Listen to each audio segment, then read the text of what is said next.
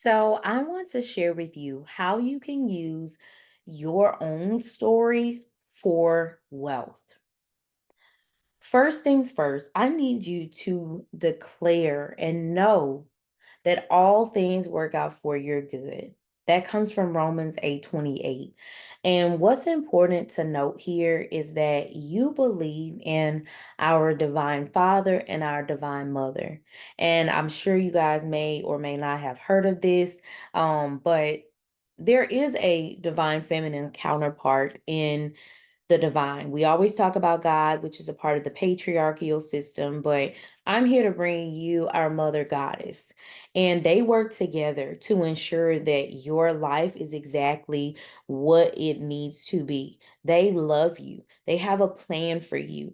I don't know who your parents are, I don't know what childhood issues that you have that have occurred, but for me, and a lot of the things that I have gone through, I always think about my two parents in heaven who are looking over me, who protect me, who provide for me.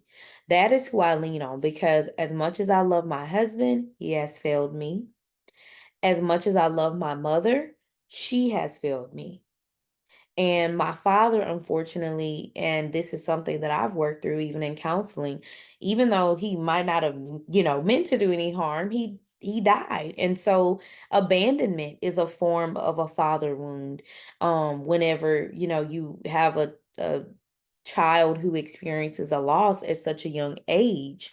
And what I've had to do is come to my internal self and say, I have a divine mother and father and they are always there for me and everything works out for me because I'm their favorite. You are God and the goddess's favorite. You are their favorite. They love you. And I want you to imagine yourself being wrapped into their love, their care, and their concern for you. They will always show up for you, no matter what. And that keeps me going. The second thing you want to think about is shifting your mindset. So, as you guys heard, my Destined for Abundance masterclass and devotional is available right now. You can grab it by hitting the link in the show notes, or if you are listening to the Money Goddess podcast on any platform like Spotify, Apple Podcast, or any others, and I will have that for you, but it's She's Worthy .org/abundance for those of you who are listening on the air. I want you to think in terms of how you deal with money, how you see money, how you work with money, and clearing any of those limiting beliefs that you have. A lot of you are uncomfortable talking about money in general. And this would be considered a taboo subject. It's not taboo for me. This is my life. This is something that I'm very open about because we have to have money to live. So why not use this to your advantage? Shift your mindset for money miracles. I also have some books that I'm going to share with you guys as well that I want you to check out. And I will put that link in the show notes as well, where I talk about all of the books of the Bible. You will find that were millionaires in the Bible, and there is written works by Catherine Ponder. And I'll share each of those where they talk about Joshua and his wealth. They talk about Moses, Abraham, Jesus. All of them had abundant wealth. And that is what you deserve to have too. And you have to shift your mindset to see that as a reality. A lot of you all don't have the amount of money that you desire because you don't even understand your inheritance and your birthright.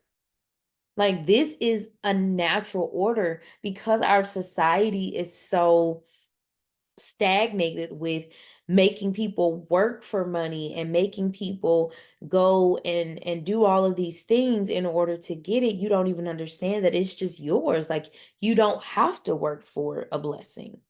It's just yours. You don't have to be perfect to have money. There are plenty of people that we know in this world that are far from perfect, that have lots of money. So why can't you? You all I know that are listening to this are more than likely good-hearted people. If you've listened this far, I know your heart is good. So why should you not have the wealth that you deserve? It doesn't make any sense to me. The third thing is that I want you to remain patient and know that there is always movement. So in our lives, it's very easy when you set up your goals and you think about something. It's like, oh, when is it coming? And I will also talk more about how astrology works with this too, and our placements in our charts, because I do think it's something important. I am an Aries moon, and Aries is a fire sign ruled by Mars. And so I have a lot of energy that's like, go, go, go, go, go. Now, now, now, now, now. Man. I want you to understand that I've had to work on my patience. Years of work. And I also had to start to understand the spiritual principles that we live in this 3D reality, but we have, when you look at it,